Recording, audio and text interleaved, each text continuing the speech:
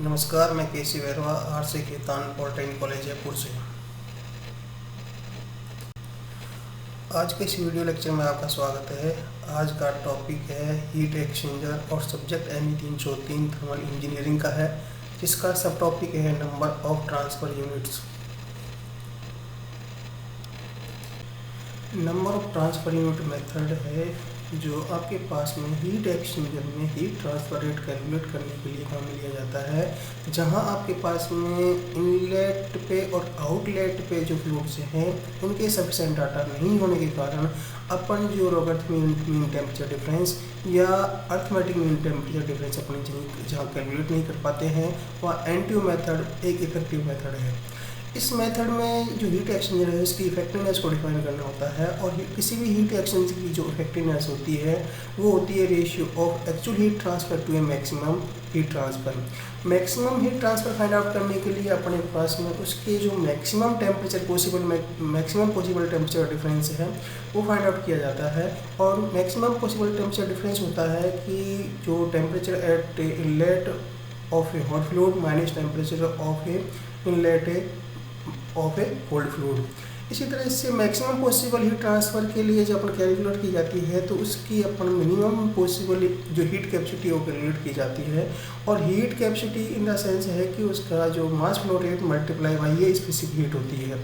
तो इस तरह से आप जो दोनों में मास फ्लाई ऑफ स्पेसिफिक हीट है, इधर हॉट फ्लूइड की या कोल्ड फ्लूइड की, दोनों की कैलकुलेट करते हैं और जो स्मॉलर वैल्यू होती है वो अपन सेलेक्ट करते हैं।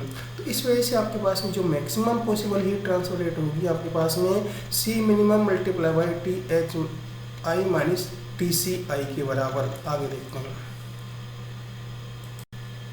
यहाँ से ये इक्वेशन दिखाई हुई है। C minimum M H C P H और M C C P C, ये इनकी इस पर हीट कैपेसिटी है। ये कोल्ड फ्लूइड की है, ये हॉट फ्लूइड की है। इसमें को कैलकुलेट करते हैं और जो भी लॉस्ट वैल्यू होती है वो अपन सेलेक्ट करते हैं जो उसकी मिनिमम हीट कैपेसिटी होगी। इसी तरह से क्यू मैक्सिमम फाइंड आउट करते हैं, तो Q maximum will be equal to C minimum multiply by T H I minus T C I. ये मैक्सिमम पॉसिबल हीट ट्रांसफर है जो हीट एक्सचेंजर कर सकता है।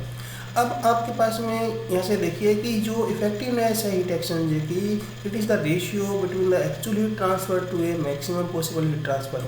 अब आपके पास में ये Q एक्चुअल हीट ट्रांसफ़र है और Q maximum possible heat transfer है। तो मैक्सिमम जो Q एक्चुअल होगी वो आपके पास में, यदि मैं हॉट फ्लूइड लेता हूँ तो जहाँ से उसका मैक्सिमम से टेम्परेचर इनलेट पर टेम्परेचर और आउटलेट पर टेम्परेचर, तो जो दोनों का टेम्परेचर डिफरेंस होगा यदि उसको मैं स्पेसिफिक हीट कैपेसिटी से मल्टीप्लाई करता हूँ तो ये इसकी एक्चुअल हीट ट्रांसफ़र है। इसी तरह से इस एक्चुअल हीट ट्रांसफ़र को कोल्ड फ्लूइड की फॉर्म में भी अपन रिप्रेजेंट कर सकते हैं, जहाँ ये इसकी कोल्ड फ्लूइड की स्पेसिफिक हीट कैपेसिटी है और ये इसका आउटलेट पे टेम्परेचर है और ये इसका इनलेट पे टेम्परेचर है। सो दोनों को जब ये हीट रिजेक्ट करेगा तो हीट रिसीव करेगा, तो इस वजह से टोटल क्वांटिटी क्या होगी आपकी सेम होगी। तो ये क्यू एक्चुअल जो है आपके पास में, इस तरह से दोनों से आप ये आइदर था इसके इनलेट पर इसके आउटलेट पर टेम्परेचर पता है तो कैलकुलेट कर सकते हैं, या कोल्ड फ्लूइड के आउटलेट पर और इनलेट पर टेम्परेचर पता है तो कर सकते हैं, जहाँ इनकी दोनों की अपने को हीट कैपेसिटी पता हो। तो अपन क्यू एक्चुअल इस तरह से फाइंड आउट कर सकते हैं। तो यहाँ से अपन ये वैल्यू रखते हैं तो Q इक्वल टू आ जाएगा आपके पास में effectiveness multiply C mini into T H I minus T C I. तो जो हीट एक्सचेंजर एक डायमेंशनल इफेक्टिवनेस जो है आपके पास में वो डायमेंशनलाइज क्वांटिटी होती है, और इसकी वैल्यू जो होती है वो 0 से 1 के बीच में होती है, या 0 minimum and 1 is maximum possible. इसके बाद अपन heat capacity ratio find out करते हैं, और हीट कैपेसिटी रेशियो होता है कि आपके पास में C minimum divided by C maximum. So ये हीट कैपेसिटी रेशियो कहलाता है, सी मिनिमम डिवाइडेड बाई ये सी मैक्सिमम। इसी तरह से नंबर ऑफ ट्रांसफर यूनिट भी अपन डिफाइन कर सकते हैं। तो number of transfer unit equal to ये U A divided by C minimum. U जहाँ ओवरऑल हीट ट्रांसफर कोएफिशिएंट है, और ए इज वो ट्रांसफर एरिया, वो सरफेस ट्रांसफर एरिया जहाँ से हीट ट्रांसफर हो रही है। तो आपके पास में N T U equal to a U A upon a C minimum. तो यहाँ से अपन जब आप कोएफिशिएंट ऑफ जो effect heat transfer coefficient find out करते हैं और उसके रिलेशन फाइंड आउट करते हैं, तो यहाँ देखा जाता है कि जो इफेक्टिवनेस है आपके पास में, जो हीट एक्सचेंजर की इफेक्टिवनेस है वो फंक्शन है N T U and C minimum upon C maximum, मतलब हीट कैपेसिटी रेशियो का। तो इनको ओवरऑल अपने पास में जहाँ ये है तो यहाँ से एक रिलेशन में फाइंड आउट होता है हीट एक्सचेंजर की effectiveness plus N NTU and a CR में, यानी NT मतलब नंबर ऑफ ट्रांसफर यूनिट और कैपेसिटी रेशियो में। तो ये उसकी फॉर्म में आप हीट एक्सचेंजर की effectiveness parallel flow heat exchanger के लिए ये होगी और काउंटर फ्लो हीट एक्सचेंजर के लिए आपके पास में ये होगी। यहाँ से देखिए अपने पास में कि जो इफेक्टिवनेस है हीट एक्सचेंजर की वो टोटली किस पर डिपेंड कर रही है, NTU और CR पर डिपेंड कर रही है। इसके अलावा उससे ना ही इनलेट के टेम्परेचरों से लेना है और ना ही आउटलेट के टेम्परेचर कोल्ड फ्लूइड के हॉट फ्लूइड के कहीं भी इस एक्सप्रेशन में नहीं आते हैं। तो यहाँ पर अपन NTU की वैल्यू रखें और CR की वैल्यू रखें तो डायरेक्ट अपने पास में जो हीट एक्सचेंजर का इफेक्टिवनेस है वो आपको फाइंड आउट हो जाएगी पैरेलल फ्लो हीट एक्सचेंजर के लिए।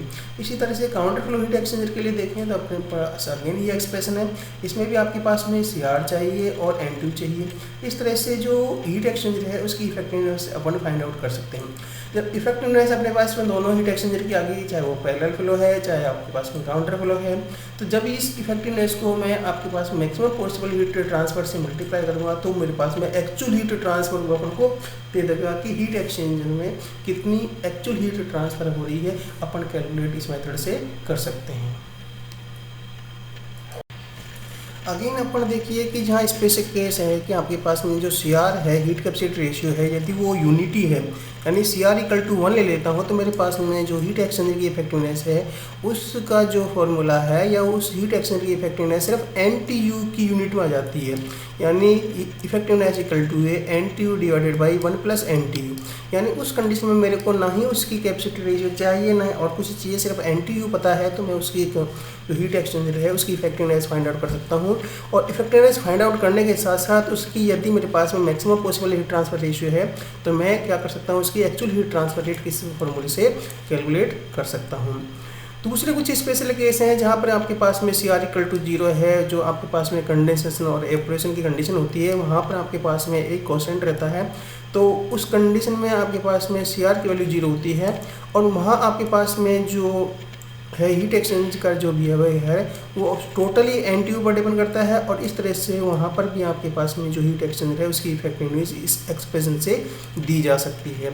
ये आपके पास में इस तरह से आपके पास में हीट एक्सचेंजर है उसमें इफेक्टिवनेस कैलकुलेट कर सकते हैं और इफेक्टिवनेस कैलकुलेट करने के साथ साथ उसकी जो मैक्सिमम पॉसिबल हीट ट्रांसफर यदि अपन कैलकुलेट कर देते हैं तो एक्चुअल हीट ट्रांसफर इस मेथड से अपन कैलकुलेट कर सकते हैं। तो ये आपके पास में एक इफेक्टिव मेथड है हीट एक्सचेंजर में एक्चुअल हीट ट्रांसफर कैलकुलेट करने का और उसकी इफेक्टिवनेस कैलकुलेट करने का। धन्यवाद।